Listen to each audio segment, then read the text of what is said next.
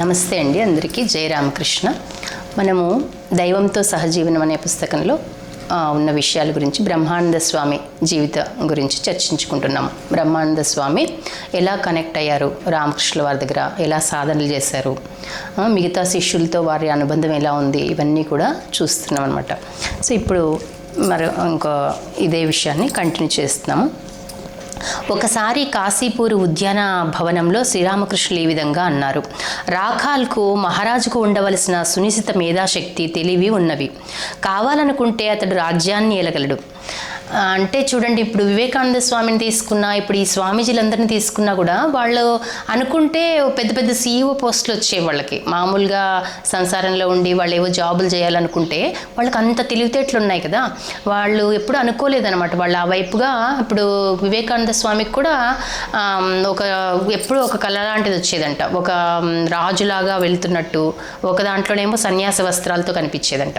కాబట్టి వాళ్ళు ఎంచుకున్న మార్గం వేరనమాట. వాళ్ళు అనుకుంటే పెద్ద పెద్ద జాబులు చేసేవాళ్ళు. కాబట్టి కొంతమంది సాధకులకి భగవంతుడు కావాలనే అన్ని ఆటుపోట్లు ఇస్తుంటాడు, వాళ్ళ విల్ పవర్ని పెంచడానికి అనమాట. వాళ్ళు ఏది ముట్టుకున్నా ఫెయిల్యూరు. ఎందుకంటే గొప్ప భక్తులు, గొప్ప దేశభక్తులు, గొప్ప సాధకులు అయినటువంటి వాళ్ళకి ఇలాంటి టెస్టింగ్స్ పడుతుంటాడు అనమాట భగవంతుడు. చాలామంది జీవితాల్లో చూసాం అలాంటివి. వాళ్ళు ఏం చేస్తారంటే ప్రతిదానికి ఫెయిల్యూర్ ఇస్తాడు భగవంతుడు. ఫెయిల్ అయినప్పటికీ వాళ్ళు మళ్ళీ తిరిగి మళ్ళీ ప్రయత్నాలు చేస్తుంటారు. అది భగవంతునికి నచ్చుతుందంట. నచ్చినప్పుడు ఏమవుతుందంట, విల్ పవర్ అంత స్ట్రాంగ్గా ఎవరికైతే ఉంటుందో, ఎన్ని ఫెయిల్యూర్స్ వచ్చినా భగవంతుని శరణాగతి అంటారో అలాంటి వాళ్ళ హృదయంలో లక్ష్మీదేవి స్థిర నివాసం ఏర్పరచుకుంటుందంటండి.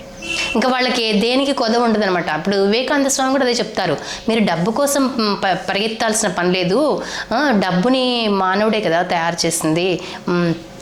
కాబట్టి మీరు స్వచ్ఛంగా, పవిత్రంగా, శీలవంతంగా ఉండండి చాలు. మీ దగ్గరికే అంత కాళ్ళ దగ్గరికే ప్రపంచంలో ఉన్న డబ్బంతా కూడా నడుచుకుంటూ వస్తుంది అని చెప్తారనమాట ఆయన. ఎందుకంటే ఆయనకు అదేవిధంగా జరిగింది కదా. ఆయనకి చికాగో స్పీచ్ తర్వాత ఎంతో పెద్ద పెద్ద వాళ్ళు వచ్చారు స్వామీజీ దగ్గరికి, ఎన్నో ఆఫర్స్ ఇచ్చారు అట్లా. కాబట్టి ఏమంటున్నారు, ఈయనకి బ్రహ్మానంద స్వామికి ఉన్నటువంటి తెలివితేటలు అయితేనేమి, ఆ లీడర్షిప్ క్వాలిటీస్ అయితేనేమి, అవన్నీ చూసి రామకృష్ణుల వారు అన్నారంట, ఈయన అనుకుంటే ఒక రాజ్యానికి రాజు అయ్యేవాడు అన్నాడంట. గురుదేవులు తన శిష్యుల భావి నాయకునిగా రాఖాల్ని ఎంచుకున్నారని నరేంద్రుడు అర్థం చేసుకుని సోదర శిష్యులతో ఈ విధంగా అన్నాడు.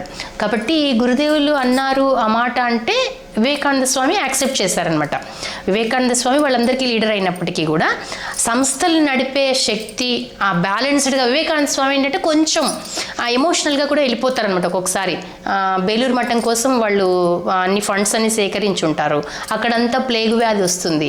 అప్పుడు ఏమంటాడు ఆయన, మనం మఠం కట్టి మనం చేసేది ఏంది, ఇదంతా పనిచేద్దాము, అందరూ కష్టాల్లో ఉన్నారు కదా అంటే అప్పుడు శారద మాత్రం అడుగుతారు ఏదైనా డెసిషన్ తీసుకునే ముందు. మా అమ్మ వద్దంటారు, అట్లా కాదు, ఒక సంస్థ అనేది నిలబడితే తర్వాత అది ముందుకు వెళ్తూ ఉంటుంది కదా నాయన, అలా చేయకూడదు అని చెప్తారనమాట. కాబట్టి ఇలాంటి స్కిల్స్ ఇవన్నీ కూడా కొంచెం ప్రాపంచికమైనటువంటి తెలివితేటలు అయితేనే ఇవన్నీ కూడా బ్రహ్మానంద స్వామికి చాలా బాగా ఉన్నాయి. కాబట్టి అతన్నే వాళ్ళ యొక్క లీడర్గా అనుకున్నారంట. కాబట్టి ఏమంటున్నారు, ఇక నుండి రాఖాల్ మన రాజు, అతన్ని రాజా అని పిలుద్దాము.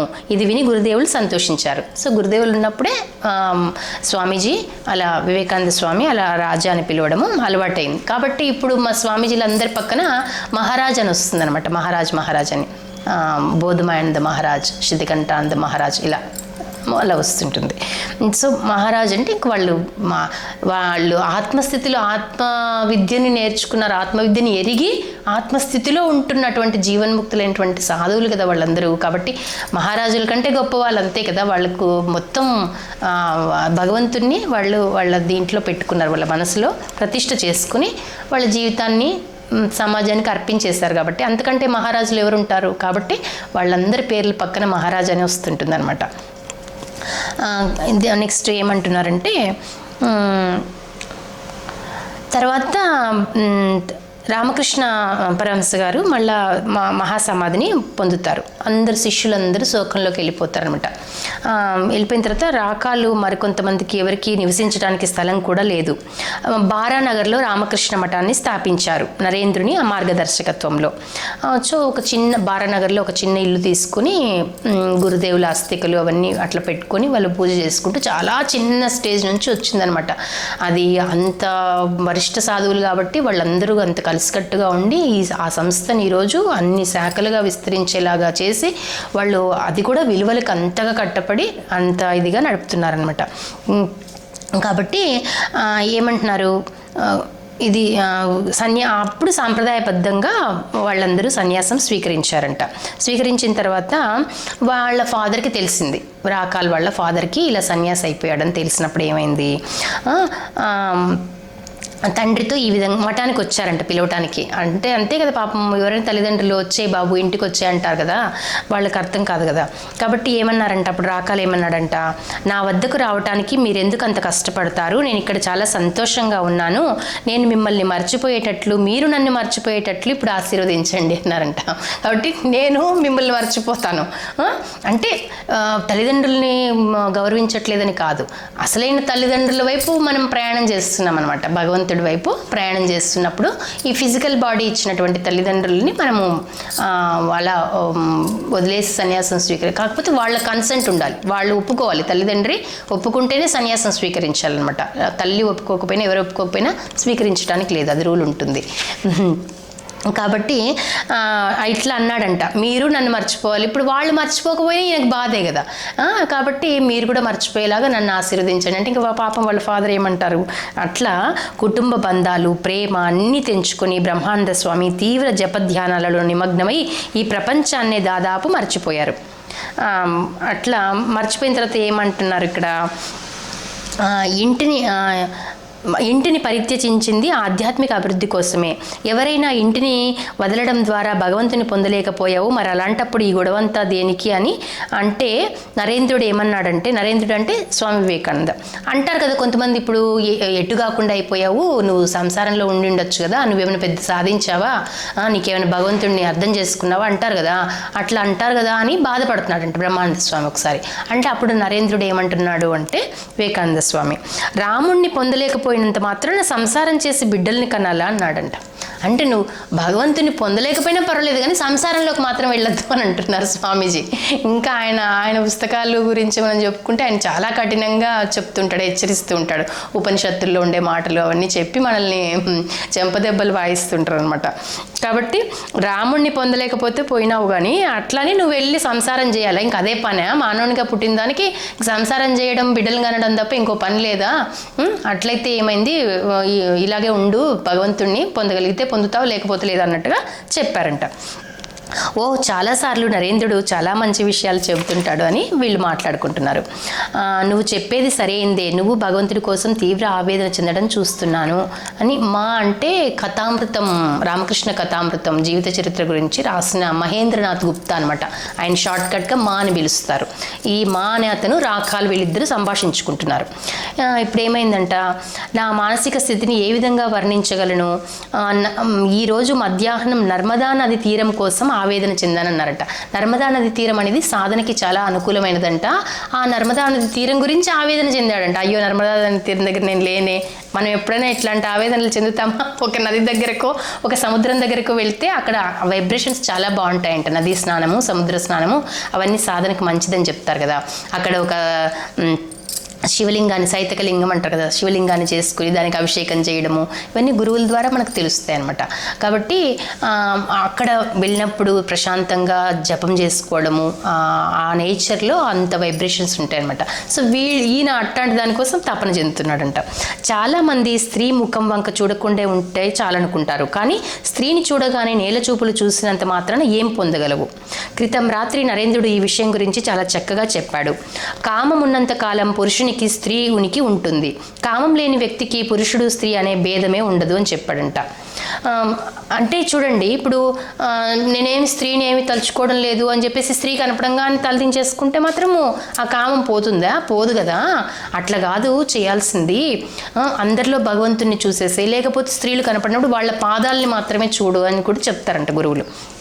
సో కాబట్టి అంటే వాళ్ళు సాధువులు, ఎంతో స్ట్రిక్ట్ రూల్స్ ఉంటాయి కదా. కాబట్టి మేము కూడా దండం పెట్టేటప్పుడు కూడా దూరం నుంచి అలా దండం పెట్టుకుంటాం అంటే వాళ్ళని తాకకూడదు, అట్లా ఉంటుంది. మన బయట కొంగ కూడా వాళ్ళకి తాకకూడదు అని చెప్తారు. ఎక్కువసేపు కూడా మాట్లాడరు వాళ్ళ స్త్రీల దగ్గర. ఇవన్నీ రూల్స్ అనమాట, వాళ్ళకి రామకృష్ణుల వారే ఏర్పరిచినటువంటి రూల్స్. ఇప్పటికీ వాళ్ళు అలాగే ఫాలో అవుతారు. ఏదైనా మనకు సందేహం ఉందా, అడుగుతున్నామా, 2 మాటల్లో సమాధానం చెప్పి పంపిస్తారు. అంతేగాని గంటలు వాళ్ళతో మాట్లాడుకుంటూ కూర్చోవడం అలా ఉండదన్నమాట. వాళ్ళ పద్ధతి అంటే పద్ధతి అంతే, ఇంకా రూల్స్ అంటే రూల్స్ అంతే అన్నమాట. కాబట్టి ఏమంటున్నారు, స్త్రీని చూడగానే నేలచూపులు చూసినంత మాత్రాన ఏం పొందగలవు? కామం ఉన్నంతకాలం పురుషునికి స్త్రీ ఉనికి ఉంటుంది. కామం లేని వ్యక్తికి పురుషుడు స్త్రీ అనే భేదభావం ఉండదు. అప్పుడు మా ఏమన్నాడంట, ఎంతటి సత్యం! పసిబిడ్డలకు స్త్రీ పురుషులనే భేదం ఉండదు కదా. కాబట్టి మనమందరం కూడా పసిబిడ్డల లాంటి మనసును కలిగి ఉంటే కామాన్ని జయించవచ్చు అని చెప్తున్నారు. మంచి హింట్ కదా ఇది. ఇప్పుడు మనము ఒక చిన్నపిల్లలు ఉంటారు, వాళ్ళకి స్త్రీలని పురుషులని భేదభావం ఉండదు కదా చాలా చిన్నపిల్లలకి. అట్లా అంత సరళ హృదయము, అంత నిష్కపటంగా మనం తయారైతే ఎవరిని చూసినా మనకు వికారాలు కలగవన్నమాట. అప్పుడు స్త్రీకి పురుషుని చూస్తే వికారం కలగదు, పురుషుడికి స్త్రీని చూస్తే వికారం కలగదనమాట. అంత స్థితికి మనము చేరుకోవాలి. పసిబిడ్డలు లాంటి మనస్తత్వం ఉన్నప్పుడే అలాంటి హృదయంలోకి భగవంతుడు వేయించేస్తాడనమాట. కామం, క్రోధం అవన్నీ కూడా అరిషడ్వర్గాలన్నీ జయించేసాకే కదా భగవంతుడు వస్తాడు. కాబట్టి ఇక్కడ ఒక చిన్న స్టోరీ చెప్పుకోవచ్చు మనం. ఎట్లా అంటే, ఒక మహారాజు ఉన్నాడు అనుకోండి. మహారాజు ఒక సేవకుడు ఉన్నాడు. సేవకుడి ఇంటికి వెళ్దాం అనుకున్నాడు మహారాజు. అప్పుడు ఏం చేస్తాడు, సేవకుడి ఇంట్లో ఏమీ వసతి ఉండదని మహారాజు గారికి తెలుసు కదా.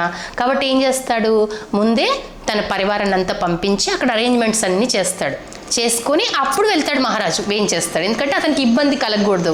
అతను మంచి బంటు, అతని ఇంటికి వెళ్ళాలనుకుంటున్నాడు. కాబట్టి అతనికి ఇబ్బంది కలగకుండా అక్కడ అరేంజ్మెంట్స్ అన్నీ మహారాజు గారే చేసుకొని వెళ్ళి దర్శనం ఇచ్చి వస్తారు. అక్కడ చూసి సంతోషించి వస్తారు. అట్లా సేమ్ అదే భగవంతుడు కూడా మన హృదయంలోకి ప్రవేశించే ముందు సేవ, ప్రేమ, ఇలా అన్ని కంపాషనేట్గా మన హృదయం మారడము, ఇవన్నీ కూడా అన్ని భావాలని మనలోకి ప్రవేశపెడతాడంట. ఒకరు సేవ చేయాలని ఉవ్విళ్ళూరుతున్నారు అంటే భగవంతుడు వాళ్ళలోకి రావాలనుకుంటున్నారు, అందుకే వాళ్ళకి ఆ మనసు వచ్చింది అని అనుకోవాలన్నమాట. ఎలా అయినా చేయొచ్చు సేవ, మనకు డబ్బు ఉంటేనే కదా. ఆ విషయం మళ్ళీ మనం తర్వాత మాట్లాడుకుందాం. కాబట్టి ఆ డబ్బు లేకుండా చేసే సేవలు కూడా ఎన్నో ఉంటాయి. అంతేగాని నువ్వు సేవ చేస్తున్నావు, నువ్వు పక్క వాళ్ళ పట్ల సానుభూతిగా ఉంటున్నావు, పక్క వాళ్ళ పెయిన్ని నువ్వు ఫీల్ అవుతున్నావు అంటే నీలో భగవంతుడు ప్రవేశించడానికి నీ హృదయాన్ని శుభ్రం చేస్తున్నాడు. నీ హృదయంలో వచ్చి ప్రతిష్ఠ కావటానికి ఆయన తనను అనుకూలంగా తయారు చేసుకుంటున్నాడు అని అనుకోవాలన్నమాట. కష్టాలు వస్తాయి మార్గమధ్యంలో, అయినప్పటికీ భరించగలిగే శక్తిని కూడా ఆయనే ఇస్తాడనమాట. కాబట్టి మనం ఇక్కడ ఈ హింట్ని తీసుకోవాలి. పసిబిడ్డల లాంటి మనస్తత్వం ఉంటే స్త్రీ పురుషుల యొక్క భేదం ఉండదు అని. ఒకటి ఇక్కడితో మనం ఆపి మళ్ళీ నెక్స్ట్ ఎపిసోడ్లోకి వెళ్దాము. సర్వం శ్రీరామకృష్ణార్పణమస్తు. లోకా సమస్త సుఖినో భవంతు. జయ రామకృష్ణ.